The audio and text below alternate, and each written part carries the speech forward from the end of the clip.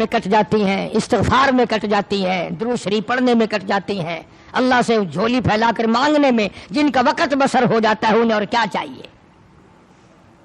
جناب نبی کریم صلی اللہ تعالی علیہ وسلم نے فرمایا جنت میں ہر عمل کا بدلہ فرشتوں سے دلوایا جائے گا۔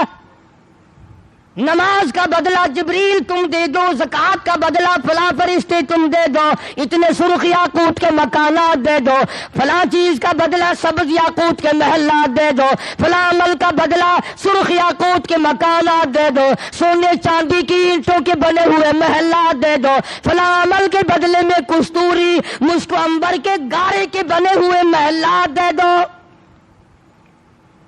لیکن جب آئے گی روزے کی باری، اللہ پاک فرمائیں گے فرشتوں میرے اور میرے بندے کے درمیان سے ہٹ جاؤ، ہر عمل کا بدلہ تمہارے ہاتھوں سے دلایا جا سکتا ہے، روزہ ایسی عبادت ہے تمہارے ہاتھوں سے اس کا بدلہ دلوانا میرے روزے کی توہین ہے، بدلہ میرا بندہ لے گا، میں خدا اپنے ہاتھ سے دوں گا۔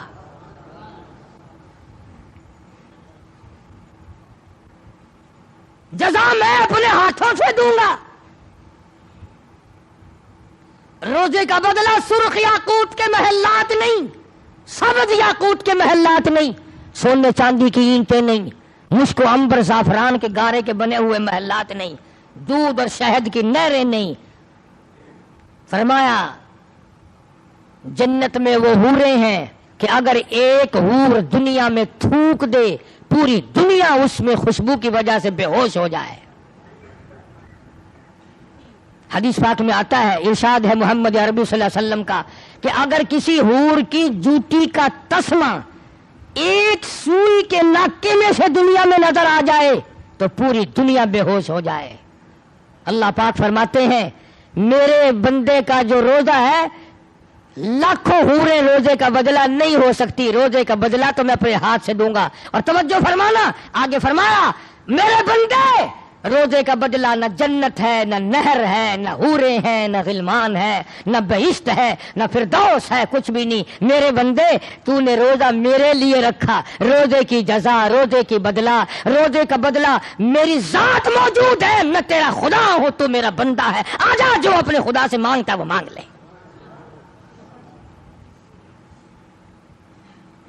فرمایا پورا جنت بھی روزے کا بدلہ نہیں۔ کیوں؟ کہ گرمی کے موسم میں منہ میں پانی لیے بیٹھا ہے، گلے کو گھونٹ رکھا ہے، قطرہ نیچے نہ چلا جائے۔ اللہ فرماتے ہیں کوئی نہیں دیکھ رہا تھا، میں دیکھ رہا تھا، میں دیکھ رہا تھا میرا بندہ میری وجہ سے کتنا احتیاط کر رہا ہے۔ جو اتنی خفیہ عبادت ہو، جو اتنی مخفی عبادت ہو، جو اس قدر اللہ تبارک و تعالیٰ کو راضی کرنے والی عبادت ہو، پھر اس کی جزا اور اس کا بدلہ بھی بہت اہم ہونا چاہیے۔ اسی لیے خداوند کریم نے فرمایا کہ میں قیامت کے دن میں استقبالیہ دوں گا۔ سبحان اللہ، ساری دنیا پریشان ہوگی، تباہ ہو رہی ہوگی، پسینوں میں غرق اور ڈوبی ہوئی ہوگی، لیکن روزہ رکھنے والوں کو میں خدا استقبالیہ عرش کے سائے میں دسترخوان بچھا کر ان کو مہمانی دے رہا ہوں گا۔ کوئی معمولی بات نہیں ہے، بھوکا پیاسا مارنا مقصود نہیں ہے خدا کی ذات کا، بلکہ تیرے درجات بڑھانا مقصود ہے۔ اس لیے مکر کرنا ٹھیک نہیں، بہانے روزے کھانا ٹھیک نہیں۔ اجی بال کھیر پیندا کھڑے، بال دودھ پیتا ہے، بال دودھ پیتا ہے پھر کیا کرے؟ اگر روزہ رکھنے سے بال مرتا ہے تو مر جائے، اور مرے گا نہیں انشاءاللہ۔ ہم نے آج تک نہیں سنا کہ کسی عورت کی گود میں بچہ تھا اور اس عورت نے روزہ رکھا لہذا بچہ اس کا مر گیا یا وہ عورت مر گئی، بالکل نہیں۔ یا آپ قسم کھا کر مسجد میں بیٹھے بتا دیں کہ فلاں سڑک پہ ہم جا رہے تھے، ایک آدمی مرا پڑا تھا اور لوگ یہ کہہ رہے تھے کہ اس نے روزہ رکھا تھا اس لیے مر گیا۔ روزہ رکھ کر کے نہیں مرتا، کوئی نہیں مرا روزے کی وجہ سے۔ ہزاروں ایکسیڈنٹوں میں لوگ روزانہ مر رہے ہیں، حادثوں میں لوگ روزانہ مر رہے ہیں، بیماریوں کے بہانے میں آپریشن روموں میں لوگوں کے جنازے اٹھ رہے ہیں، لیکن روزے کی وجہ سے کوئی نہیں مرتا۔ اس لیے ہر مرد عورت کو قدردانی کے ساتھ روزہ رکھنا چاہیے، ورنہ پچھتاؤ گے، مار کھاؤ گے۔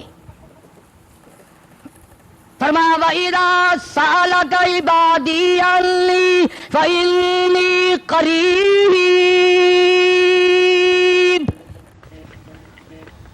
میرا بندہ پوچھتا ہے تو میں تو اپنے بندے کے بالکل قریب ہوں. بندہ کھاتا ہے پیتا ہے میں دیکھ رہا ہوتا ہوں، اس کے دل میں جو ارادے پیدا ہوتے ہیں میں وہ بھی دیکھ رہا ہوتا ہوں، وہ اس کی جو زبان سے بات نکلتی ہے میں خدا وہ بھی سنتا ہوں.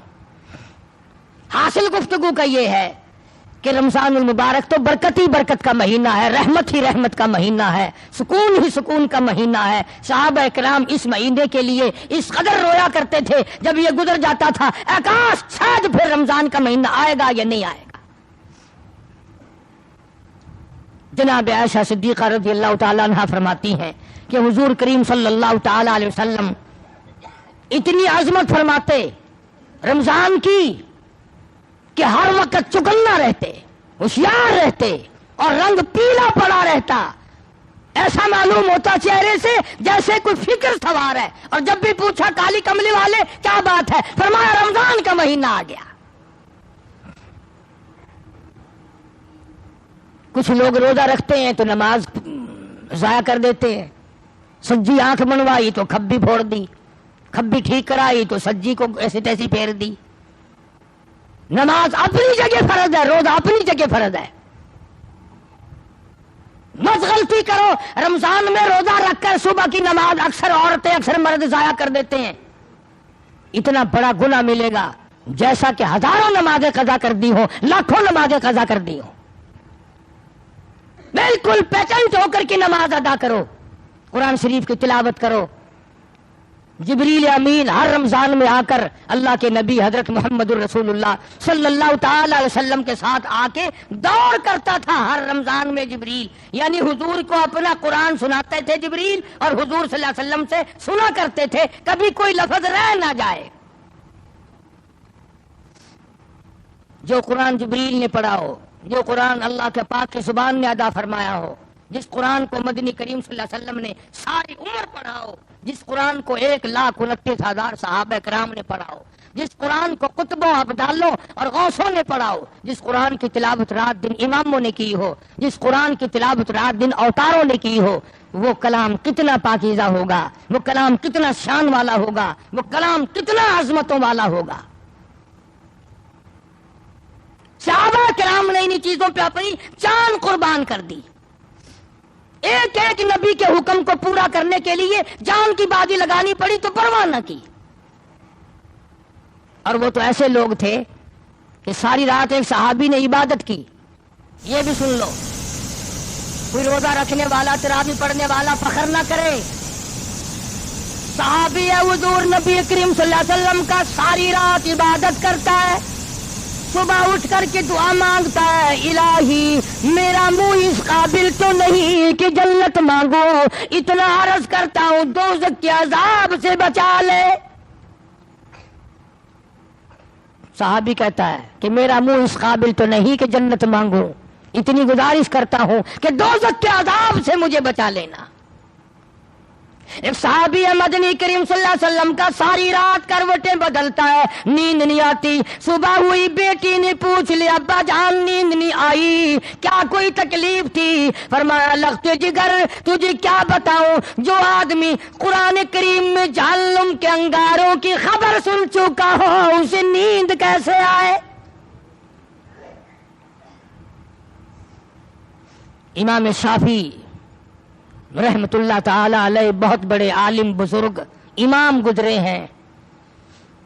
ان کی بیٹی ان کی دھی اتنی نیک تھی، ساری رات مصلی پہ کھڑی ہو کر عبادت کرتی.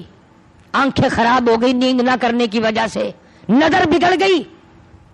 امام شافعی رحمت اللہ علیہ فرماتے ہیں میری بیٹی کچھ دیر آرام کر لیا کر، کچھ دیر بستر پہ نیند کر لیا کر. عرض کرنے لگی ابا جان نیند آتی ہے، بستر پہ لیٹ جاتی ہوں اور دل میں فوراً یہ خیال آتا ہے شافعی کی بیٹی تو نے تو بستر سنبھال لیا، صبح تیری نہ معلوم زمین کے اوپر ہوگی یا لاکھوں من مٹی کے نیچے ہوگی.